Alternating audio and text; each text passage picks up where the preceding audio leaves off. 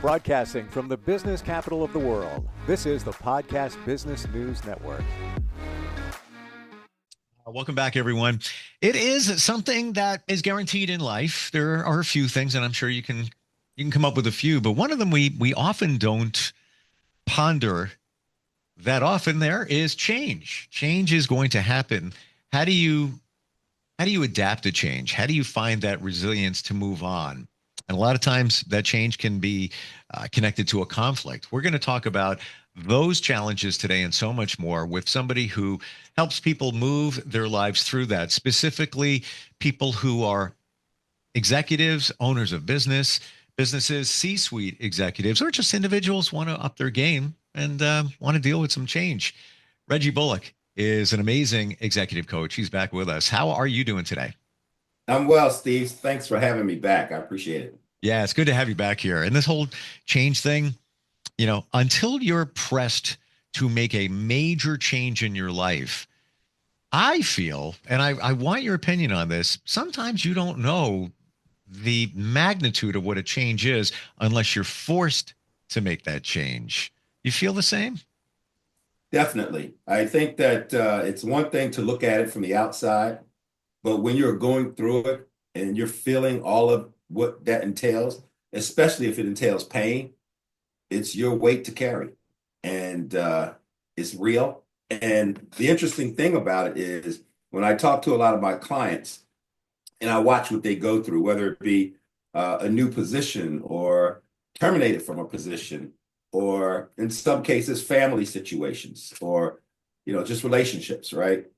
One of the things that I try to see is, where are they in their choice to change? Are they actually choosing to change, or are they reluctant to change? And so, again, that's usually the starting point, because most people, to your point, they may not want to change until they're in it. And then once you're in it, you might go through the various stages, and including denial. And that's not change. And so one of the things that I often say to people is, get to the other side. No matter what it looks like, you got to get to the other side. And it gives them something to look forward to into the future, as opposed to them just stuck on the present and the past. I like what you said there, especially the looking forward to it. Yeah, change can be challenging, but sometimes you need to make that change to get to something else, another destination, another job, whatever it is, doesn't even matter. But Right. finding the positivity in it. And I'm not, I'm as a realist, I'm not saying put on rose-colored glasses and just pretend everything's okay. No, you're probably going through some heartache, some pain to get to that change. But many times there is pluses on that side, right? Yeah, I mean, you mentioned positivity. For instance, I always talk about the three Qs, right? You have IQ, EQ, and PQ. PQ is positive intelligence. When you talk about positive intelligence, you operate from two sides of the brain. You can either operate from the sage side, or you can operate from the saboteur side.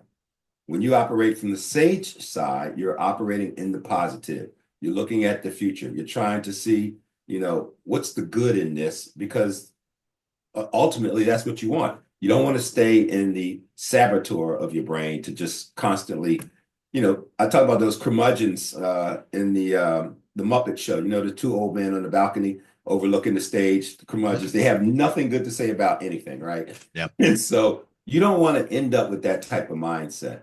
So when you're adapting to change and you're using your resilience to do so, it requires a mindset reset. The things that got you to where you are not always the things that's going to get you to where you want to go. And so part of that change is, do you even know where you want to go? Do you even have a vision for yourself? Are you thinking about the art of the possible?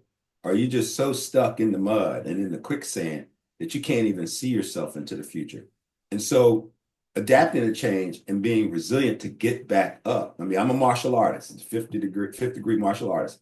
You don't get to be fifth degree without getting hit a few times, right? So, if I had to just quit first time I got hit, well, the 100,000 other times I got hit, I would have never even had that experience.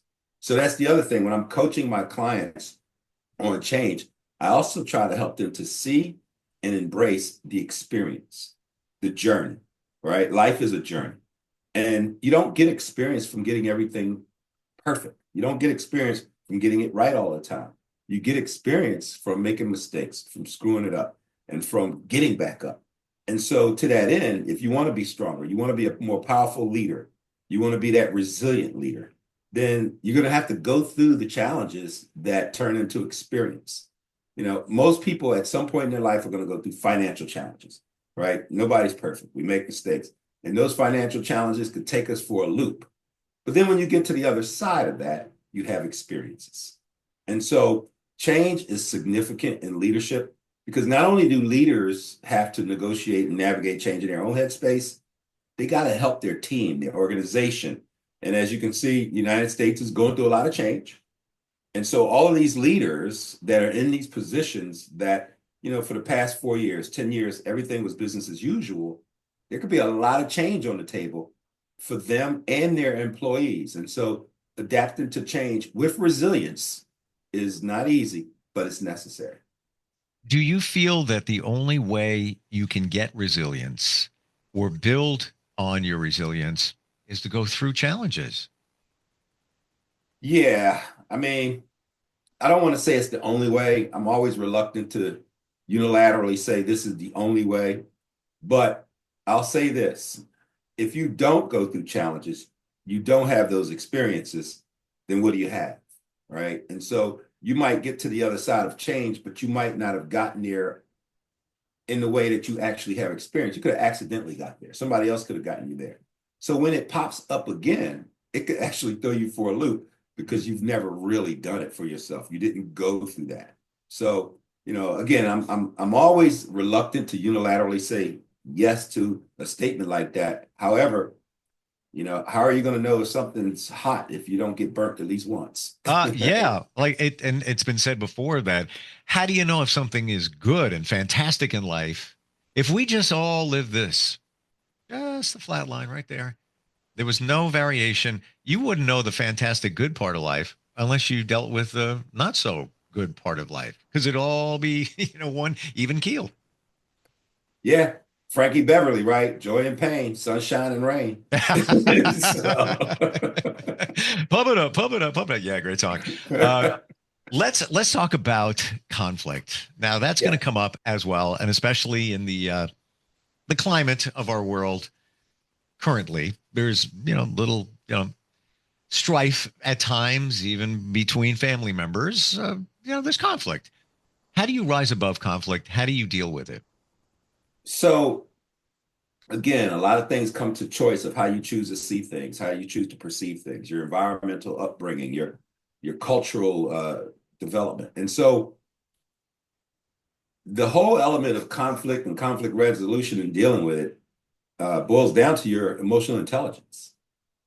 If you were raised to fight or flight everything that is presented to you, then you've never really learned how to deal or manage conflict. But if you were trained in emotional intelligence, self-awareness, awareness of others, I tell people there are 16 different types based on Elizabeth Myers, MBTI Myers-Briggs. If you were trained in how to respect other people's type, even though they're not like yours, and you may not even like them, right? But you respect that they are a different person, a different type. That's the beginning of growing your own emotional intelligence. I actually coach a lot of leaders specifically in emotional intelligence to figure out their gaps because conflict is going to happen. And I mean, it's just going to happen. And how you choose to see it helps in how you choose to resolve it. And so if you see it as an enemy, if you see everything as a nail, then the only thing that you're looking for is a hammer. You're just going to beat that nail. But if you also are able to see that, no, it's not a nail. There are 16 different other things it could be. So maybe you should use a velvet glove, a soft word, an iron hand. And so what are all of your choices to resolve this conflict? If you're only used to one or two choices, well, then you lack the tools in your toolbox to truly resolve conflict because you only have two tools. You're not going to build a house with just two tools in your toolbox. And so You need to have a lot more tools at your disposal. Now, giving credit to the people who, like I grew up, right, in the projects, I didn't know until I did. So I was one of those people who did not understand how to manage conflict. Fighting was everything we were taught to do, right? So whatever happens, we used to say you can't get along and get a fair one going. Literally, if you can't get along, fight, period. Mm. That was it. That's how we resolve conflict. Now, in leadership, you can't have that. You can't be fighting all the time. You can't have your whole organization and your teams always fighting. And that's where the education, training, and development and self-awareness comes in to help to grow a person's EQ. And so as a coach, again, that's our responsibility is to help people navigate their headspace to get to the other side. With your upbringing, would you say that that was a plus for you in that you built early resilience, having to deal with a lot of challenging situations that maybe other children, teens didn't have to deal with? That elevated your level of resilience at a very young age. Well, all experiences can give you a capability of some sort. So even the challenging and so-called negative experiences will give you capability. So I would say yes, my resilience, I had to go to school. I knew I was going to have to fight. I couldn't stay home. It was going to be a fight after school. Didn't know who with, but if somebody didn't like you, it was going to happen. And so just in the terms of fighting. And then, of course, I was a latchkey kid, right? So some things you don't know. And you don't even know you're poor, right? Until somebody tells you and explains it to you. So to that end, you have a ton of experiences. And based on all of those experiences that you have, you can now look at yourself, that's the self-awareness piece, and turn them into capabilities. And I think me turning a lot of those experiences from growing up into capabilities is what has given me the resilience. You're in a situation with conflict. Something has come up at work. Let's say you're a leader and now you have two employees and they're going at it. Without getting into deep specifics, what's your broad view of resolving the conflict or the disruption? So you don't know. You got to understand what started it. Where is it coming from? Why is it, right? Why is why the way it is? So step one is to listen. Listen. And I tell people, can you listen with your eyes and see with your ears? So that's active listening. That's not just hearing two people talking.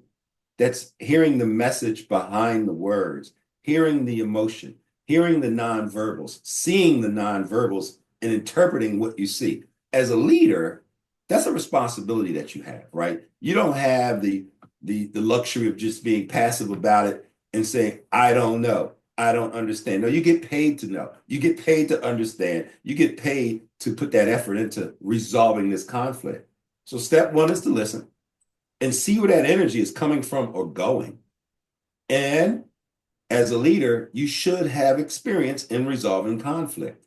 So now you get to rely on your experience, your years of experiences of resolving conflict to be able to now begin the communication process, right?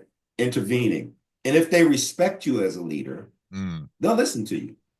But if they just see you as a human being in a leadership position and they don't see you as a leader, they may not respect you as a leader because technically you're not. So to that end, ooh, that hurt. Say, that hurt. Yeah, that's something I have a tendency to say on stage and speak truth to power. Just because you're in a leadership position doesn't mean that you're a leader. And a lot of times the truth comes out in that conflict resolution when two people, to your point, are going at each other and you have to step in between and they don't respect you. Well, there's a reason they may not respect you and you never addressed that prior to that moment. And that is you didn't do the work that you needed to do as a leader to be a leader. I want to get to the Long coaching. answer to your question, but it's part of the truth. It's clear. Yeah. It brings me to another question based on that. We're going to talk about the coaching process in just one short moment. But that individual who is in a leadership role, but not a leader, do you believe that most often, deep down inside, they already know that. Some, not all. Mm. Some, like last week we said, every last one of us have a disorder, right? so, Truth. so some truly believe they're leaders, even though they're not. And then some who are not know that they're not, but they're going to fake it till they make it. Or for whatever reason, they got promoted, they're in that position, and they're just doing the best that they can. And so those are not negatives against them in that respect, because somebody hired them, right? So whoever hired them is also responsible for, hiring them. And so to that end, it's going to happen. But not all of them know that they're not qualified for a job. Mm. Which is troubling. It is, but it's reality. It's And that's reality. where leadership coaches come in. Not all basketball players will admit that they can't shoot worth a lick, but the coach is going to help them anyway. We got a Super Bowl coming up next week, and, supposedly it's the best of the best, but they're going to make mistakes. Somebody's going to drop the ball. Something's going to happen. They're going to create a foul. It's going to be a penalty, right? So they're not perfect. And that's why they have coaches to decrease all of those challenges. And so, but they listen to their coaches. They listen to their coaches. And so leaders in a lot of these positions, or people in leadership positions, may never had a coach in their life. So who actually coached them as leaders? Or did you can't they? just read it in a book and think you know everything. Right. Walk us through the coaching journey. Let's say somebody engages you. Tell us about that process. First thing I like to do is what's called a chemistry call. And so a chemistry call is just us chatting, me listening to them listening to me, to see if we're even compatible as human beings. Because I'm going to delve into their space, and I'm going to create a brave and safe space. Do they trust me? Are they willing to say anything and everything, understanding that I'm bound by the International Coaching Federation ethics, and I'm going to do what I'm supposed to do? So we do a chemistry call. After that, if there's an agreement, we agree on what? So are we agreeing to coaching sessions? Are we agreeing to quasi-coaching / consulting? Because I also do consulting. Am I doing a lot of also strategic advising, right? So that's a whole different leadership position in the company, that some leaders need coaching, consulting, and strategic advising. Once we come to all of that, it becomes an agreement. Technically, coaching does not occur unless there's agreement. Everybody that's certified knows that. So anybody that's being coached and there's no agreement, get an agreement, because you're not being coached, right? So there's the agreement. And then you're agreeing on price. Is it hourly session? Is it a package deal? Is it based on retainers? And are you coaching one person? Are you coaching a whole group? Or are you a organizational coach, internal coach, where a lot of people have access to you? So once that happens, now you start. I like to know, what are some of your goals and aspirations and desires, just to get that started. And then we start locking in on what can we achieve in a 45-minute session. And depending on the type of coaching I'm doing, it could be a lot longer than that. But you start. And most coaches understand that it's not for me to determine where this goes. It's like a tango. I don't lead the dance. I facilitate. I'll play the music, but the coachee actually leads the dance. And then we begin. And it's an intimate journey. It's a private journey. Sometimes it's a scary journey. There's a fine line between coaching and therapy, right? Therapy deals in the past, coaching deals into the future. But the client may want to talk about some things from the past. And so as a coach, you allow that to come up, but you allow it to come up with the understanding that we're moving forward, right? We're not dwelling into the past, but you'll use it to help them overcome in order for them to become. So that's kind of the gist of it. And, I generally do 6 to 10 coaching sessions and try to get to the heart of helping a person to achieve their objective. I don't believe that I have to coach you for 20, 30, a whole year. But if it's a consulting situation in a strategic advising, then that's different, because I'm not just helping you, I'm helping you to help your whole organization. It seems like, and I guess this is with life in general, even in any relationship, It's all about expectations, managing the expectations, what somebody Yeah. is expecting. Like you said, some kind of contract that is signed to manage those expectations. Is that really what we're talking about here? Partly because the expectations change, and it can change in midstream while we're in the middle of coaching because they may have an epiphany, an aha moment, or a discovery, or a transformation. Or those are some words we use. And so the expectation just totally changed. But in the actual agreement, yeah, there's an expectation that I'm going to coach you for X amount of hours for this price to achieve these goals and objectives that you talked about. And here are all of the rules and regulations that I'm bound to.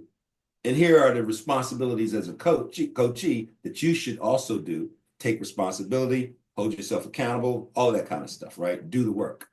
And so if you do all the stuff you're supposed to do, and I do all the stuff I'm supposed to do in the agreement, then we should be able to achieve the objective of getting you to where you're trying to get to. So you mentioned the aha moment, the eureka moment. Personal question alert coming. Here we go. Sure. What was the last one you had for yourself? Doesn't matter when it was. Could have been last week, could have been last month, a couple of years ago, whatever it might be. But something you realized in yourself that was I didn't realize that. Whatever it is, good, bad, doesn't matter. So one was I was walking down the street in New York, 37th Street between 5th and 6th, and I came across Rock and Soul Music Store. And all kinds of memories flash back of when I was a teenager going there and, just the whole energy of the music scene in the early 80s. And I had been looking for that store for 10 years. They used to be on 7th Avenue. And when I saw it, I was like, wow. And all of the emotion of being a DJ just started popping up. I'm like, I got to go in there. I need to talk to the owner. I want to make sure she's okay. Then I found out it was the 50th year of Rock and Soul. And so now all of a sudden, I'm like, you know what? I've come a long way. I was in a suit and tie when I went in there. When I used to go in there, I was in jeans and t-shirts or a hoodie. And so she even looked at me like, this kid from the hood who used to DJ is now an executive, but still likes DJing. And the aha moment is, I did all right. Yeah. Wow. I guess that was the perspective because you went there when you were younger and here you are now. Most important question today. When you walked in that store, did they have any albums from Rob Bass and DJ Easy Rock? They had those albums. They had I did a commercial walking around with my selfie video. Tons of albums. Yeah. Oh. So the short answer is yes. But then they had everything else. They even had the Red Label albums. Enjoy. Oh yeah, I was a kid in a candy store. Got to tell you, got to share, Reggie. I'm on the air now as a DJ, but back in the day when you're describing, I DJ'd in clubs in the Hamptons, all of that. One of my biggest regrets is I threw away all my records. I see your eyes. Yeah. I had them at a house that I sold 2.5 years ago. And it was a quick sale. I was like, hey, I got to get out. What am I going to, I'll just get rid of them. I'll never forget the day that I was driving home to that house and my neighbors are walking down the street with the album. This is great. Look at this one. Look at that one. I'm like, I wasn't in a place. I should have put them in storage, but then again, now you got to deal with, climate and all of that. But looking back on it, I'm shaking my head is I'm still a professional DJ. And I have 4 1200s, right? And other controllers and all techniques, by the way, you're talking, right? So I get to play, even Nice. after the show, if I want to go into the studio, and you gave yours away. I can only imagine the emotion that every now and then pops up inside of you. Every time I walk by a store that sells records, I think about just started again. But I had, the promotional copies, the 12-inch, blah, blah, blah, blah, blah, blah, blah. You're not going to get them again. I'm not going to get them again. Let's just move on. How do we find you? How do we engage you? Even just start the conversation. with somebody if they want to change it up in their life?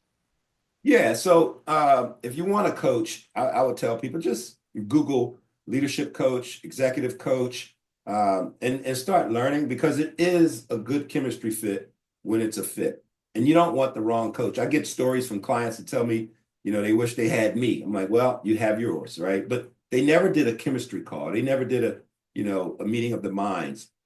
So start there and learn about coaching. On my website, I put out a lot of FAQs, frequently asked questions for people to just go to www.reggibullock.com, and it explains what coaching is, what it's not, all of the different nuances. And many of the questions that almost anybody would want to know about coaching, I answer them on my website. And of course, while you're there, I have my pricing packages for both coaching and for consulting, retainer. But that's the way to do it. Reach out, but most importantly, recognize that you need a coach. Your friend that is gone from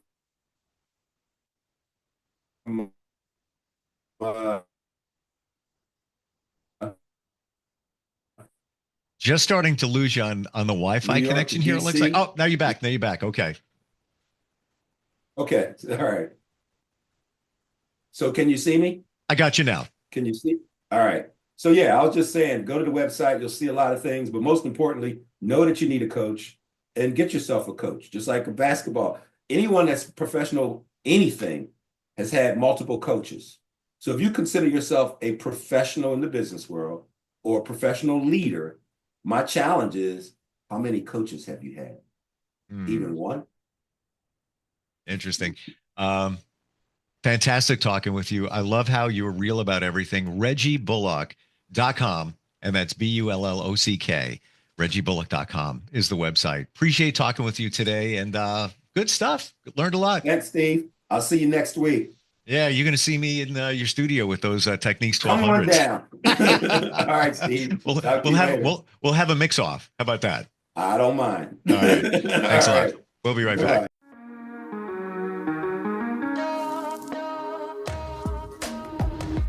Broadcasting from the business capital of the world, this is the Podcast Business News Network.